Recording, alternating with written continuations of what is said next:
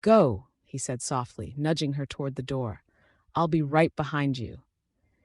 He watched her walk away, her stride graceful and determined, before he turned his eyes toward the sky, where the first stars were beginning to pierce the violet haze of the twilight. He pulled a small, worn leather notebook from his pocket, touched it to his heart, and then tucked it away.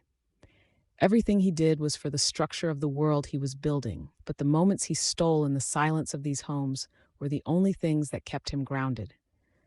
That was great, and always remember, if you learn something new every day of your life, you won't even know 1% of what goes on in the universe, but you will be light years ahead of everyone else. Scene 68, Tanya's Backyard Yoga Challenge. How do you expect to lift the sky if you can't even hold your own weight, Flash? Uncle Blue asked, his voice melodic but firm, as he stood barefoot on the dew-dampened grass of the backyard. He was currently upside down, his palms pressed firmly into the earth, legs extended perfectly into a handstand. Aiden, whom Blue insisted on calling Flash, struggled to match the posture, his small frame wobbling against the humid morning air. Beside him, Evelyn, or Munchkin, giggled as she tried to balance on one leg, her arms outstretched like a grounded bird. "It's not fair, Uncle Blue," Aiden wheezed, his face turning a healthy shade of crimson as he toppled over into the grass. "The ground keeps moving." Uncle Blue dropped to his feet with the fluid grace of a jungle cat. He walked over and adjusted the boy's shoulders, his hands gentle but precise. "The ground isn't moving, Flash. Your mind is. That's why we breathe. If you control the oxygen, you control the stillness. Tell me, what did you learn in school today? And don't tell me it was nothing, because a brain that doesn't learn is just a room with the lights turned off." Aiden wiped grass from his knees, looking up. "Actually, we learned about the atmosphere, about how air pressure pushes against us every second, but we don't feel it because our bodies push back just as hard.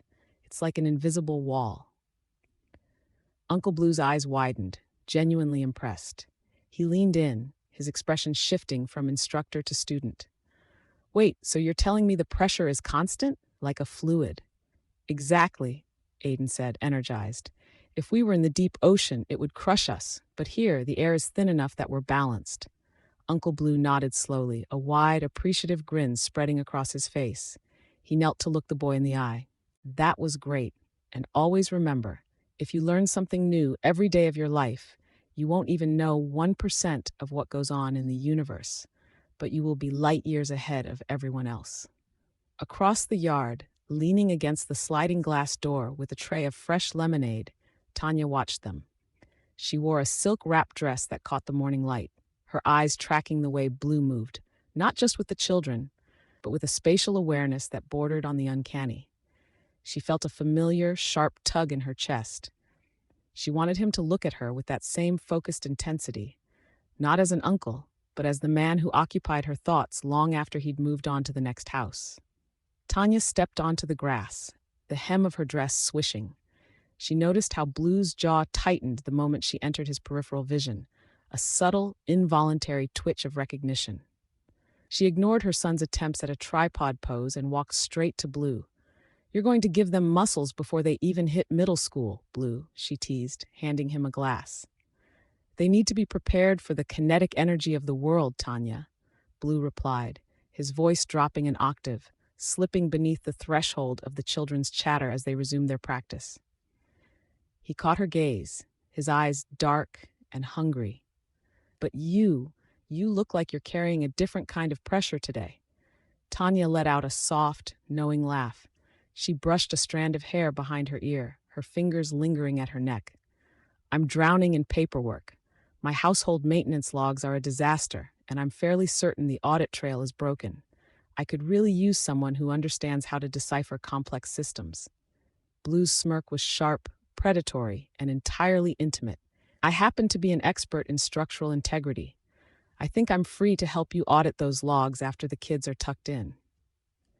Tanya stepped closer, her scent vanilla and something faint, like rain wrapping around him. The air between them hummed with the electricity of a storm ready to break. She placed a hand on his forearm, feeling the coiled strength of his bicep. "I'm holding you to that, Blue.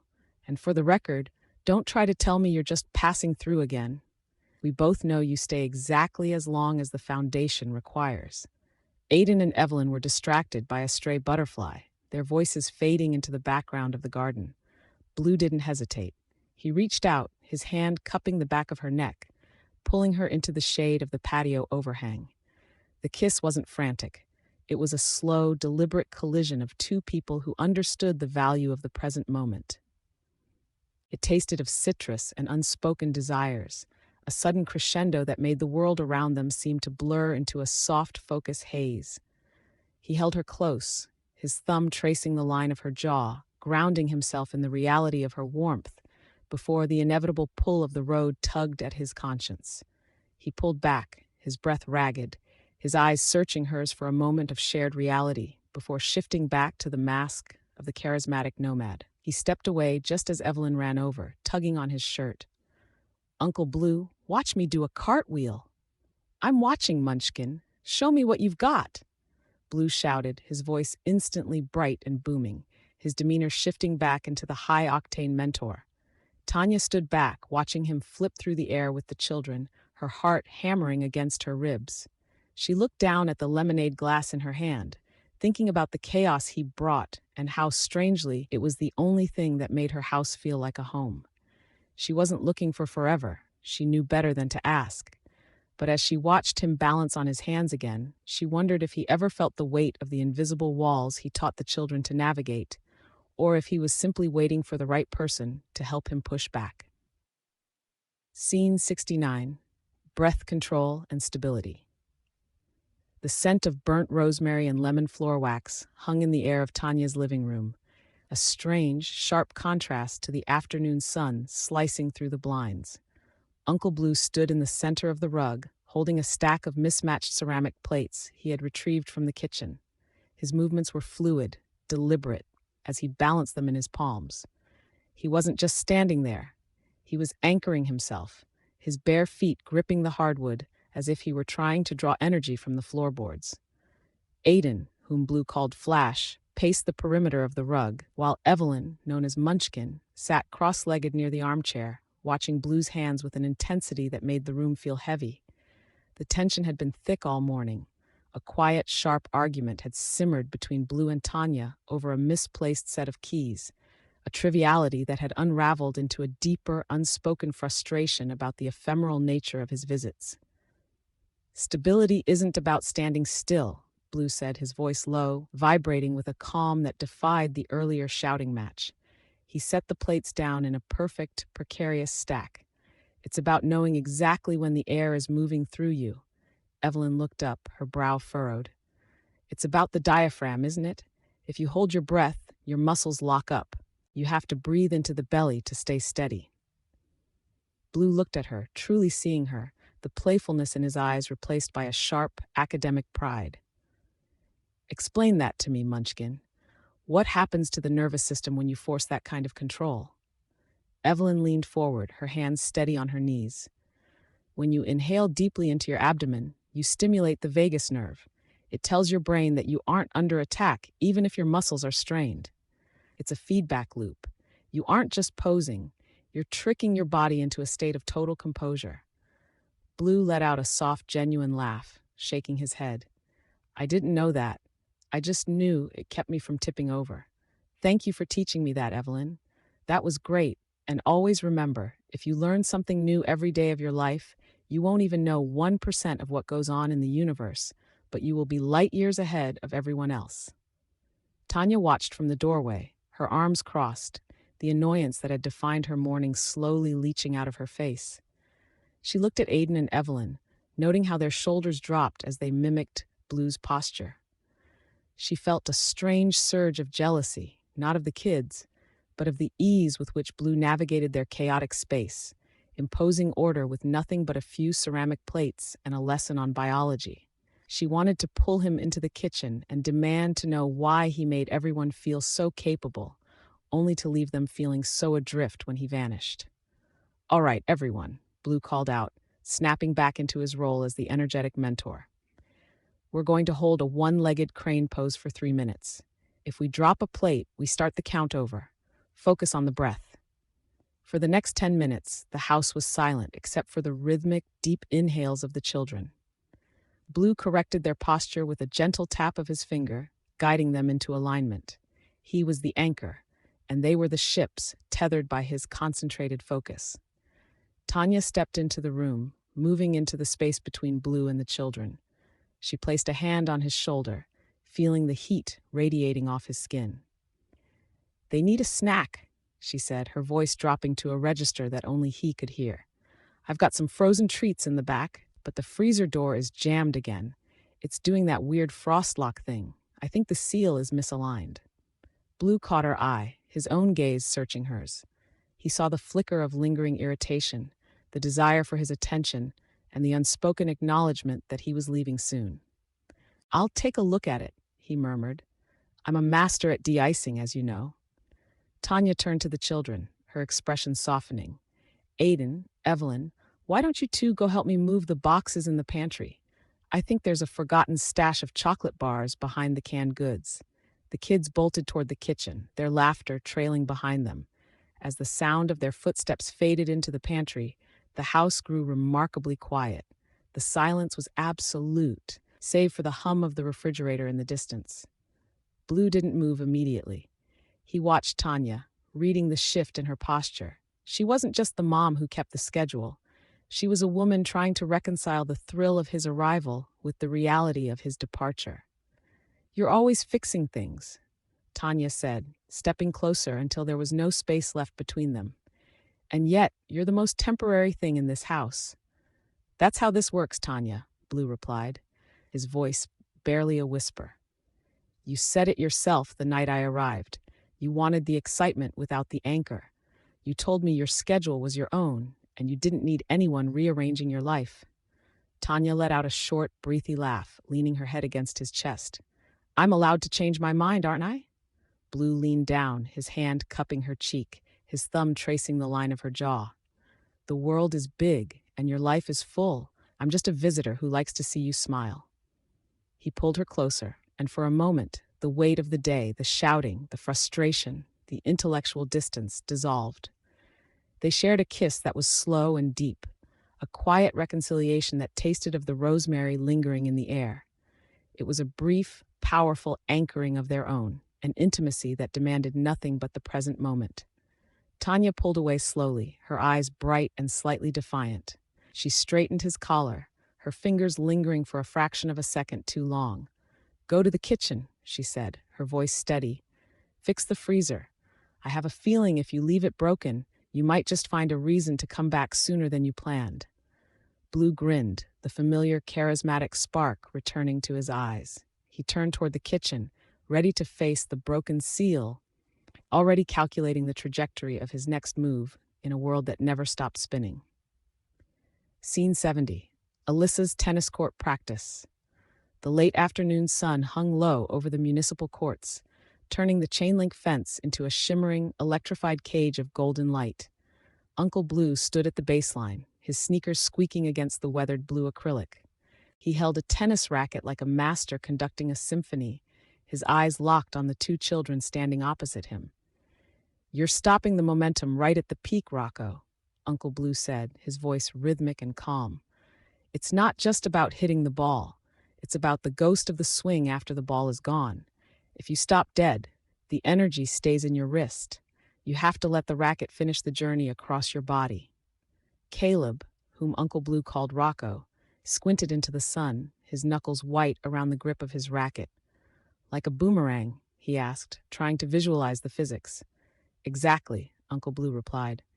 He stepped in, his movements fluid and precise, guiding Rocco's arm through a wide, sweeping arc that finished tucked behind his left shoulder. "Follow the path. If you cheat the finish, you cheat the velocity." Abigail, standing nearby, adjusted her ponytail, her expression one of focused intensity. She called out, "What about the weight shift, Uncle Blue? I feel like I'm falling over when I swing." "That's because you're relying on your arm," Uncle Blue noted, his gaze shifting to her with genuine attention. "The power isn't in the shoulder. It starts in the ground. You have to drive through your back heel. Tell me, what did you two learn in school today that might explain why momentum matters?" Rocco leaned on his racket, breathing hard. We talked about inertia in science. Everything wants to keep doing what it's already doing.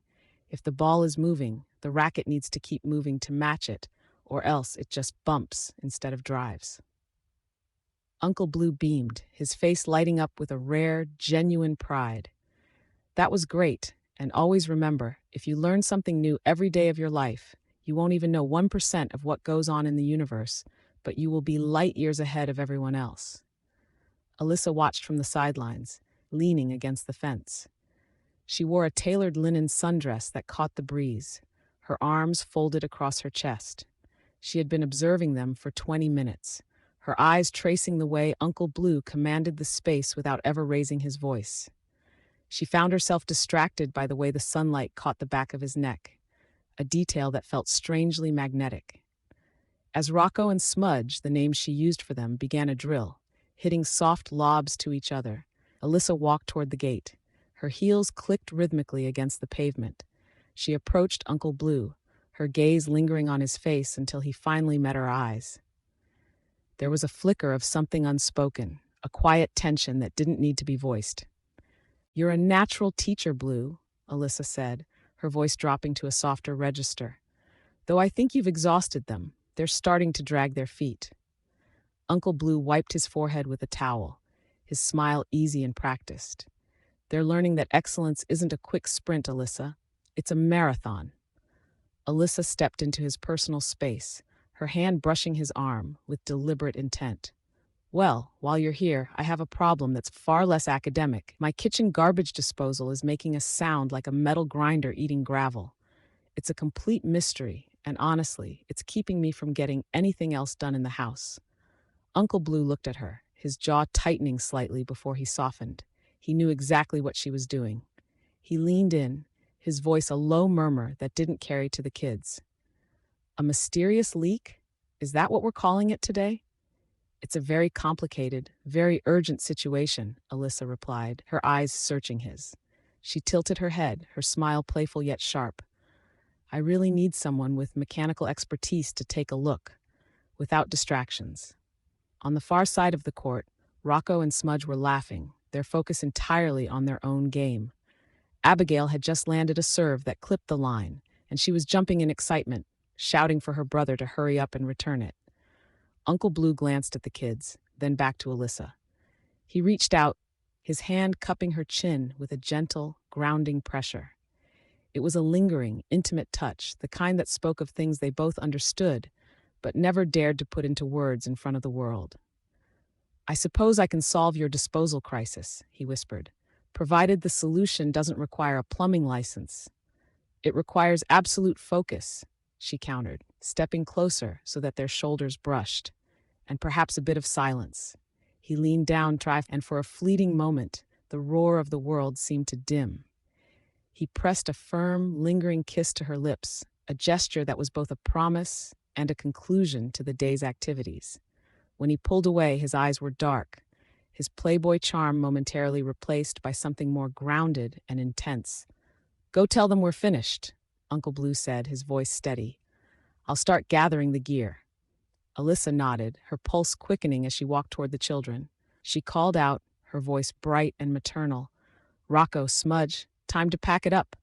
Uncle Blue has some grown-up things to discuss with me, and we have a very noisy kitchen appliance to address."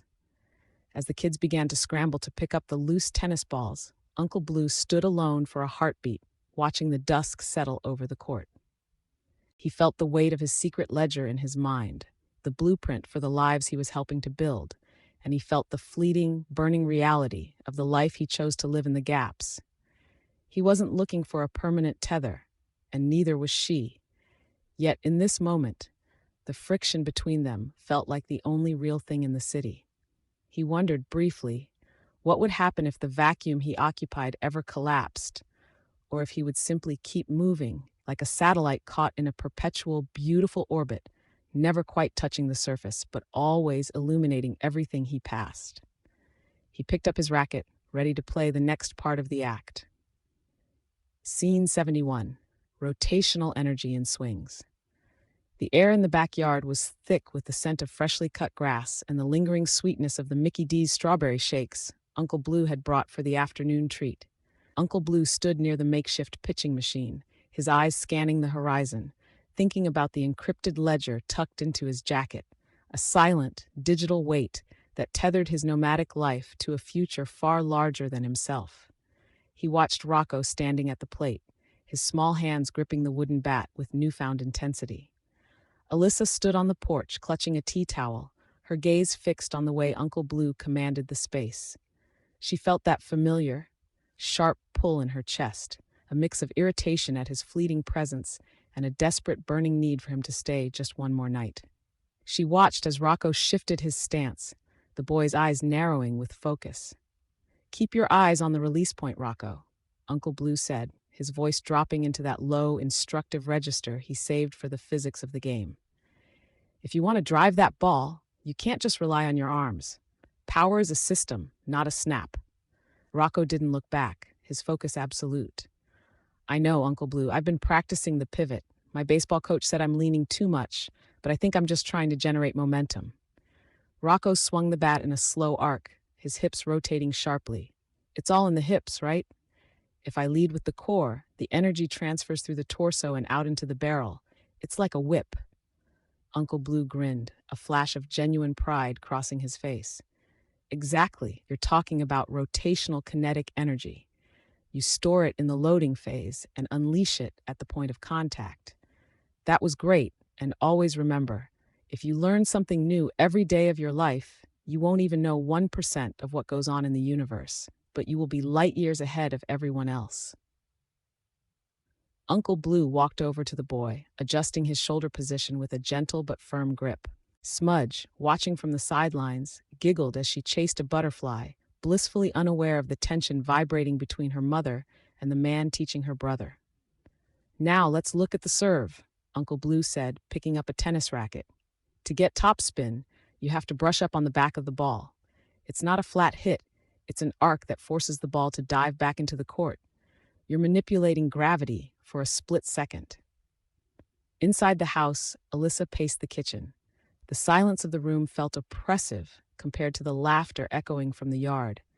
She hated that she couldn't demand permanence from him. She remembered telling her friends last week that he was just a distraction, someone to pass the time with until someone more stable came along. The lie tasted like copper in her mouth. She knew it was a defense mechanism, a wall against the inevitable day he would pack his bag and head to the next house. A few minutes later, the children burst through the back door, sticky-fingered and buzzing with energy. "Uncle Blue showed us the topspin arc," Smudge shouted, her eyes wide. "He said the ball actually curves because of the way the air grabs the spin." Alyssa wiped her hands on the towel, her eyes meeting Uncle Blue's as he stepped into the kitchen. The transition from coach to man was instantaneous. "They're exhausted," she said, her voice tighter than she intended. "I've got them ready for bed. Rocco, Smudge, go upstairs. Now." The kids grumbled but headed for the stairs. Once the house fell into a heavy, expectant silence, Uncle Blue leaned against the granite island, his posture relaxed.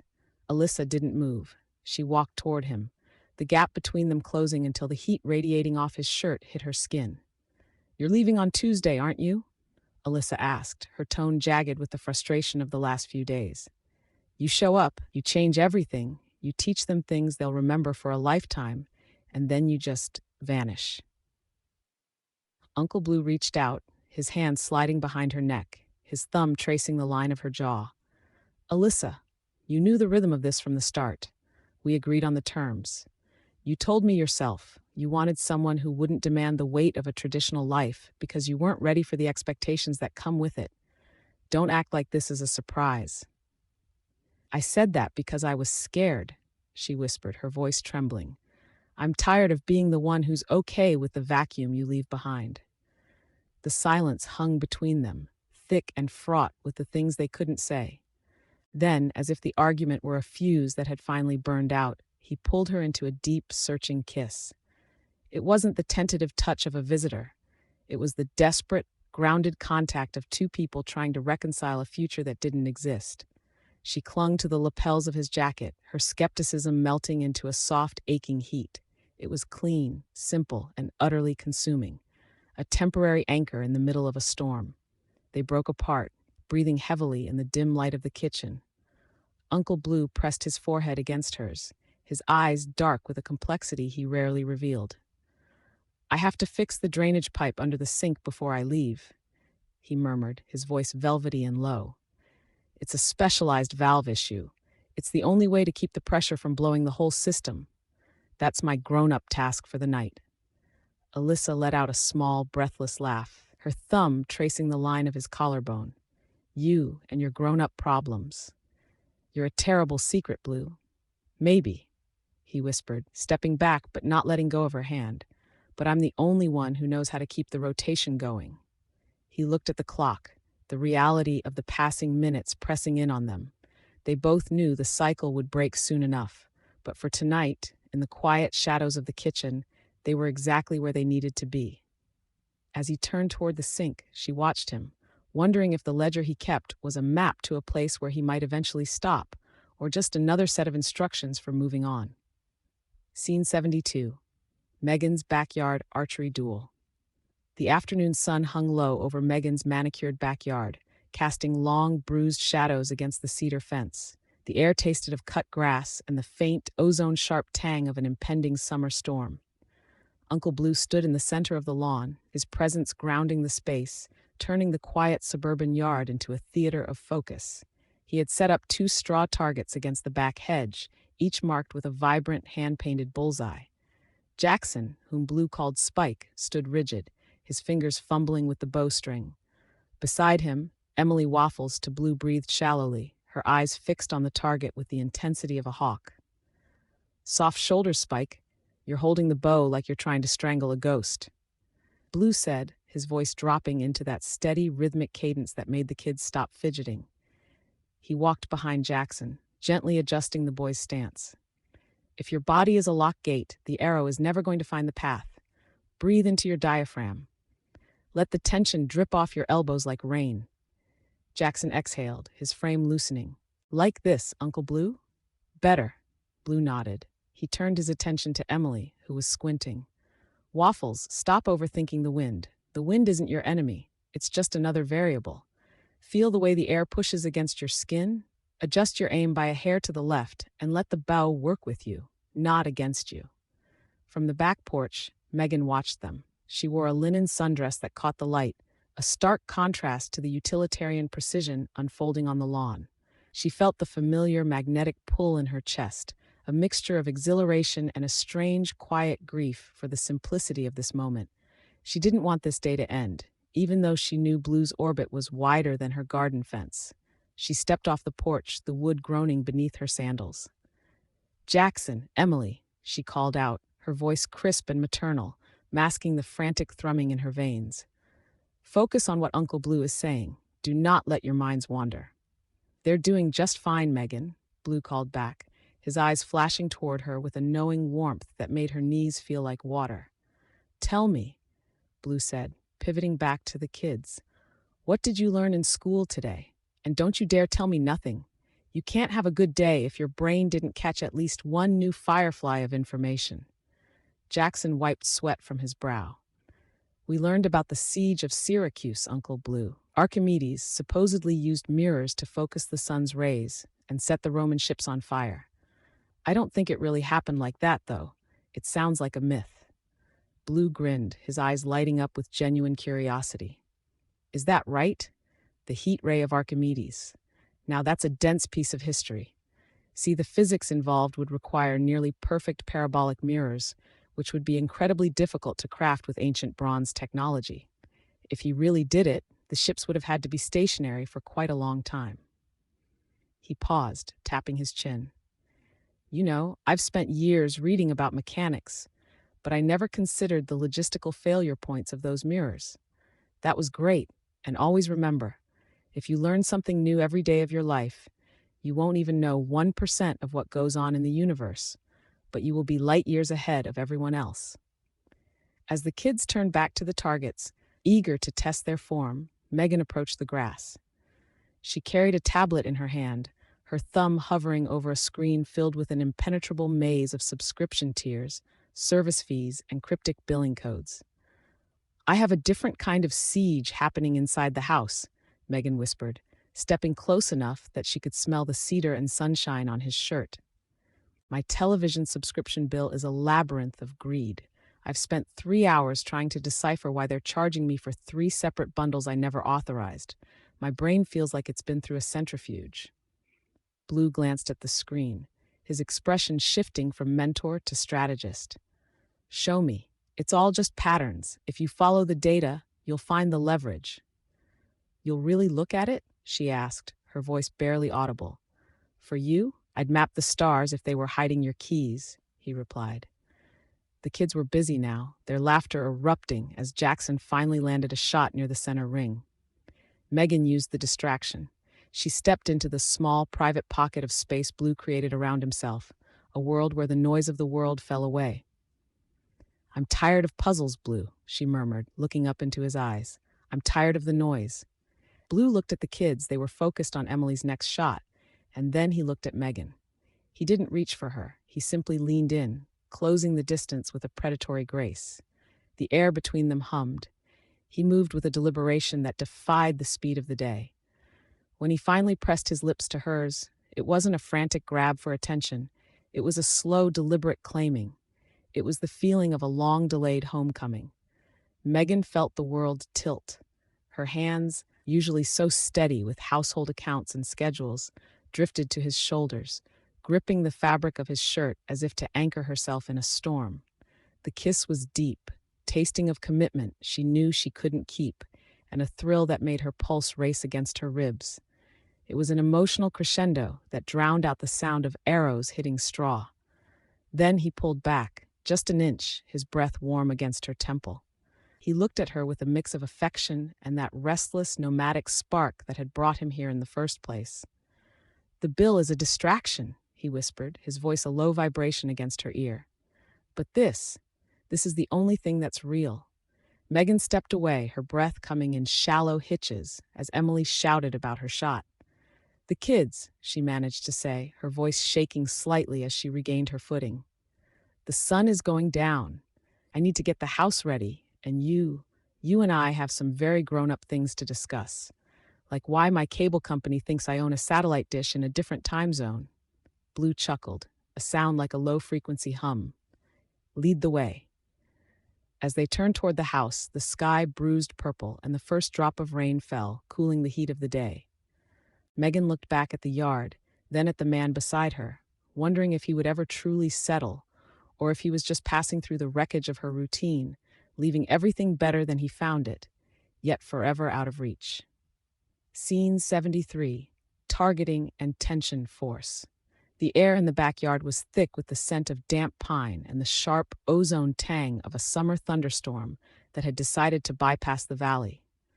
Uncle Blue stood at the edge of the grass, feeling the weight of the recurve bow in his hand. It was an elegant, stripped-down piece of wood, no stabilizers, no sights, just raw physics waiting for a command. He lived for these gaps in time, the small, quiet tremors between his arrivals where he could exist solely as a catalyst for growth. Jackson, whom Blue called Spike, stood a few yards away, his feet firmly planted in the clover. The boy held his own training bow with a seriousness that made Blue's chest ache with pride. Nearby, Emily Waffles to everyone but her mother was meticulously arranging arrows in a quiver, her brow furrowed in deep, rhythmic concentration. Spike, Blue said, his voice dropping into that calm, resonant register he reserved for these lessons. Tell me, how do you handle the distance? The target isn't just a point in space, it's a series of variables. Spike looked up, his eyes bright and focused. He didn't stutter or look for a script. You have to account for the arch of the flight, Uncle Blue. The further back I move, the more I have to elevate the tip to fight gravity. It's like throwing a paper airplane. If you throw it flat, it just hits the dirt. You have to give it a little bit of sky. Blue nodded slowly, watching Waffles stop her sorting to listen. That's right. Gravity is the constant, but your tension is the variable. Blue stepped closer, moving into the boy's space, not to hover, but to mirror his stance. Show me your breath. Spike took a slow, deliberate inhale. He let his shoulders drop, turning his body perpendicular to the target. He pulled the string back, his fingers hooked firmly. Blue placed a hand gently on the boy's elbow, nudging it an inch higher. Release on the exhale, Blue whispered. Don't force the arrow, invite it to leave. Spike released. The string sang a sharp, musical thrum, and the arrow buried itself with a satisfying thwack into the center of the hay bale. Perfect, Blue said, grinning. Now, Spike, what did you learn in school today? And don't tell me it was just a good day, because we both know that doesn't exist in a vacuum. Spike wiped his forehead, laughing. We learned about the refraction of light through water. How a straw in a glass of water looks broken because the light slows down when it hits the liquid, changing its angle. Blue whistled, genuinely impressed. He'd never been a fan of optics, but the mechanics of it fascinated him.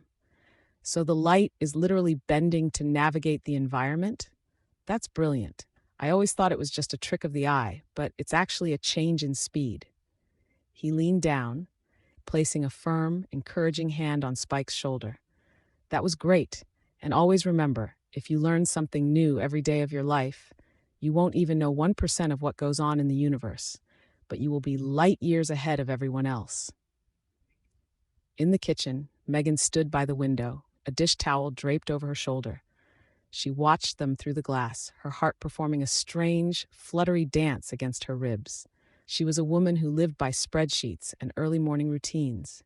Yet when Blue was around, the edges of her reality softened, turning into something more malleable and adventurous. She didn't want the static stability she told her friends she sought. She wanted the kinetic energy that only he brought into her home. She walked out onto the porch, the screen door clicking softly behind her.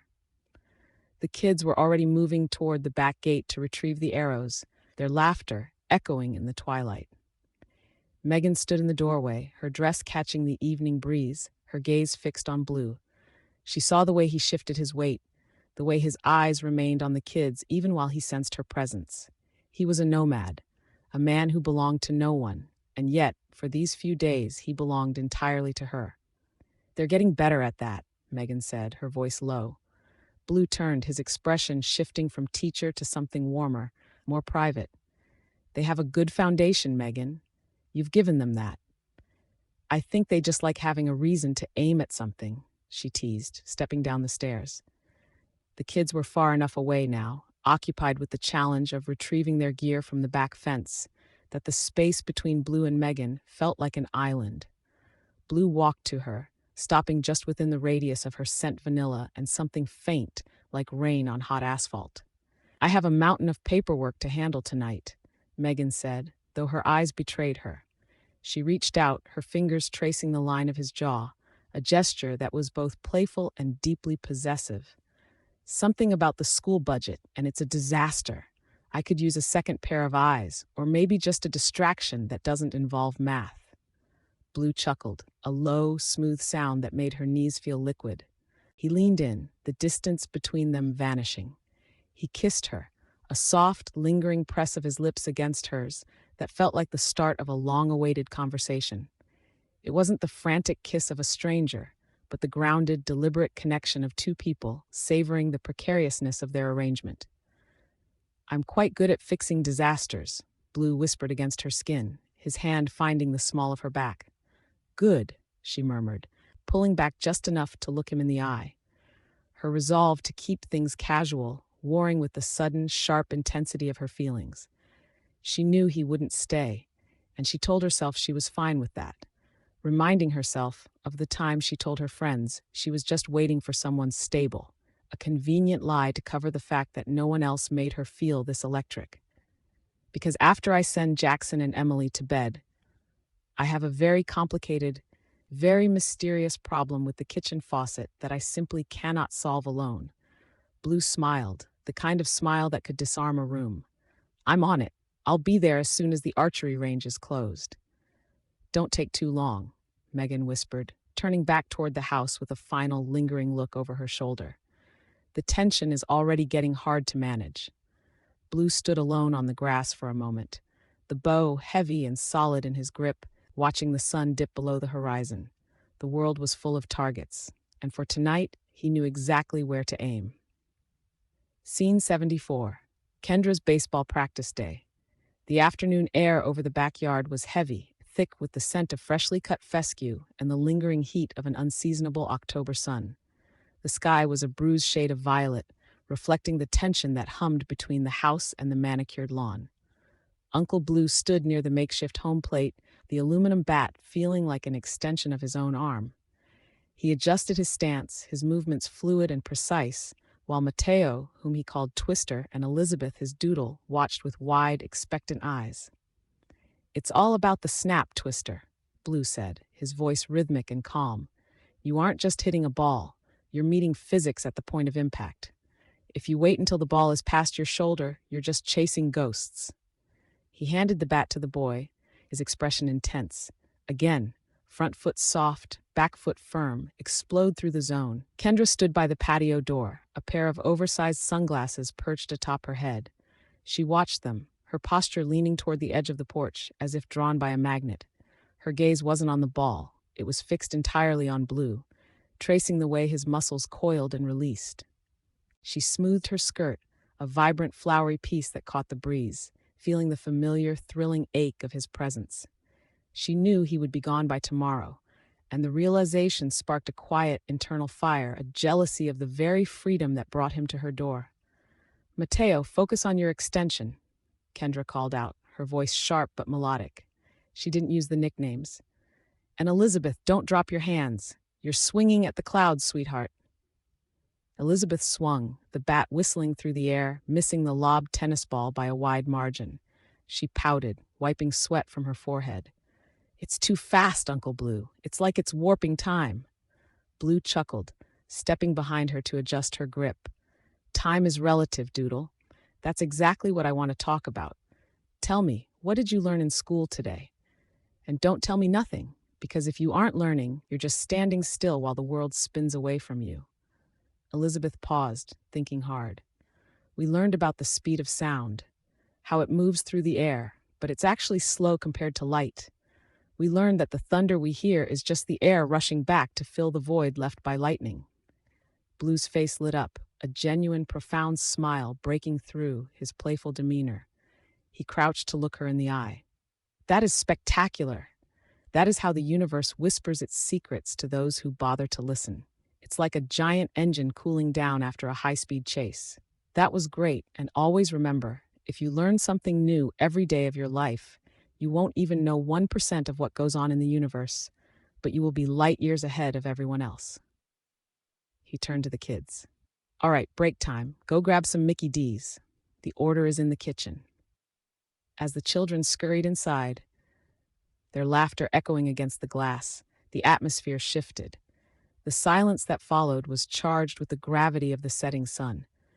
Kendra stepped off the patio, her heels sinking slightly into the grass. She stopped a few feet from him, her jaw tight, an unspoken argument hanging between them, a reaction to his impending departure. "You're leaving, aren't you?" Kendra asked, her voice dropping to a whisper. "You treat this like a stopover on a map that only you can read." Blue set the bat down and walked toward her, closing the distance until the heat radiating from him was palpable. "I don't leave, Kendra. I move. There's a difference." "Is there?" she countered, her eyes searching his.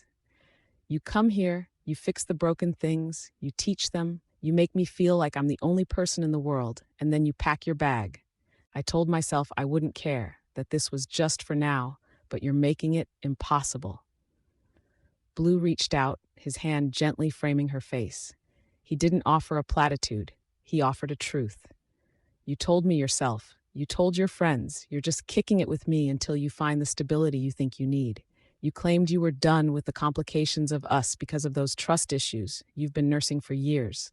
I'm just honoring the boundaries we set." Kendra leaned into his touch, a soft, involuntary sigh escaping her. The tension broke, replaced by a deep, aching tenderness. She pulled him close, her hands gripping the fabric of his shirt as she tilted her head.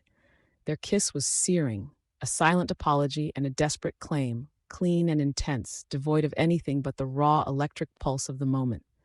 She pulled back just enough to breathe, her eyes glistening. "Fine, but we have work to do. I found a note in Elizabeth's folder today. It's written in some kind of shorthand, almost like a grid of numbers. I can't figure out if it's a homework assignment or something else entirely, We have to decipher it.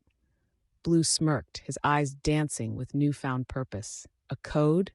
Well, that changes the itinerary. I suppose the logistics of the evening just got a lot more interesting. Indeed, Kendra replied, pulling him toward the house. And don't think I'm letting you out of this conversation. We have some serious grown-up things to discuss, namely, why you think you can hide behind your little ledger of lessons instead of actually staying long enough to see the results. Blue laughed, a low, melodic sound, and followed her inside, leaving the baseball bat abandoned in the tall, darkening grass. The house was quiet now, the kids safely tucked away in the kitchen, leaving the two of them to the sanctuary of their own, unspoken future. I'm here now, Kendra, Blue said softly, his voice a promise in the dimming light. Let's see what that note has to say. Scene 75, batting mechanics and speed. The late afternoon sun hung low over the backyard in a haze of amber, casting long, distorted shadows across the freshly mown grass that seemed to stretch toward the house like reaching fingers. Kendra watched through the kitchen window, her grip tightening on a dish towel as she observed Uncle Blue in the center of the yard, tossing a rubberized baseball toward Mateo. The air was thick, heavy with the scent of ozone and impending rain, mirroring the electric, unspoken tension that had hovered between them since he arrived 3 days ago.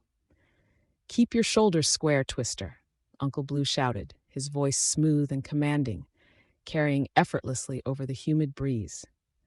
Don't let the shadow of the ball fool your depth perception. Glue your eyes to the seams until they hit the wood. Mateo, a scrawny boy with a look of intense concentration, gripped the aluminum bat with white-knuckled fervor. He adjusted his stance, his small frame vibrating with anticipation.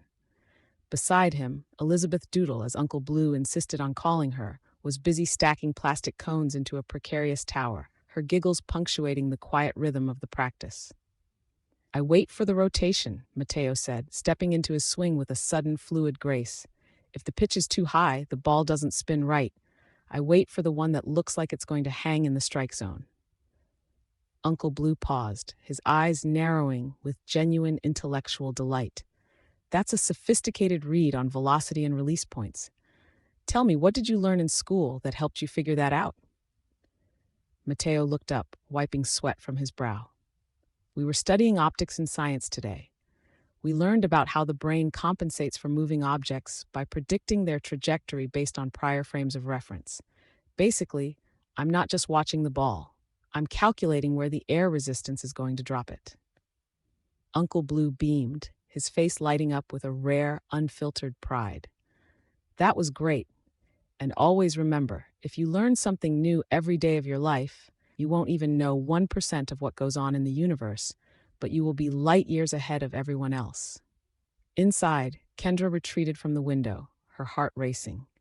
She felt a phantom pang of jealousy, not of the children, but of the way Blue could dismantle the chaos of a household and rebuild it into something so orderly, so focused. She had spent months trying to maintain a veneer of control, yet with one afternoon of batting practice, he had made her efforts look like amateur theater. She busied herself with the cutlery, the clinking of silver against porcelain, feeling too loud in the stillness of the kitchen. A moment later, the screen door creaked. Blue stepped into the kitchen, his presence instantly shrinking the room. He smelled of sun-baked grass and pine. The kids are exhausted, Blue said, his eyes locking onto hers with an intensity that made the room temperature feel as though it had spiked. I sent them to get cleaned up for the Mickey D's I ordered. It's sitting on the porch. Kendra turned, her eyes searching his. You always find a way to make them listen to you, don't you? It's almost infuriating how easily you slip into this life, only to leave it behind when the wind changes. Blue took a slow step toward her, his movements predatory yet gentle.